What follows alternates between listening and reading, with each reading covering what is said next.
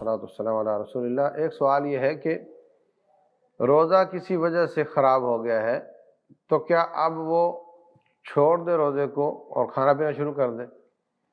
تو علماء کرام نے اس میں یہ بیان کیا ہے کہ رمضان کے احترام میں اس کو روزے کو جاری رکھے اور اس کی جگہ پہ ایک روزہ بعد میں بھی رکھے تاکہ رمضان کا احترام بھی باقی رہے اور اس کا جو خراب ہوا ہے روزہ فاسد ہوا ہے اس کی جگہ ایک روزہ بھی آ جائے، واللہ عالم۔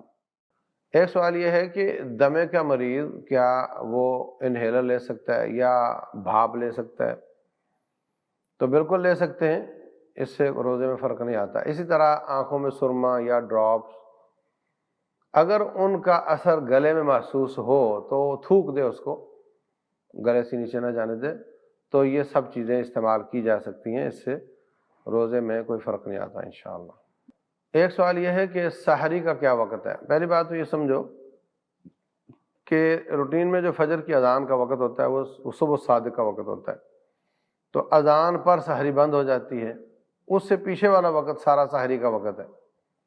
آدھی رات میں کھا کر سو گیا تو بھی اس کی سحری ہو گئی، لیکن رسول اللہ صلی اللہ علیہ وسلم نے فرمایا میری امت خیر سے رہے گی جب تک سحری آخر تک اور کھائے گی اور جو افطاری ہے وہ جلدی کرے گی۔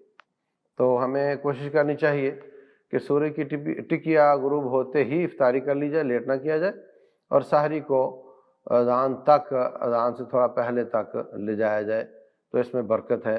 لیکن یہ ضروری نہیں سحری کی ہے، سحری نہ بھی کی ہو، نیت ہو روزے کی تو رمضان کا روزہ ہو جاتا ہے۔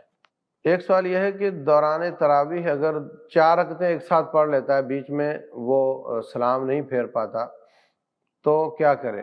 اگر بیچ میں تشہد نہیں کی اس نے تو وہ تیسری اور چوتھی رکعت پڑھے اور آخر میں سلام سے پہلے 2 سجدے کر لے، واللہ اعلم۔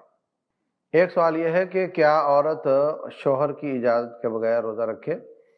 جو فرض روزے ہیں جیسے رمضان کے ہیں یہ تو اللہ تعالیٰ نے فرض کیے ہیں، اس میں شوہر کی اجازت کا کوئی تعلق نہیں۔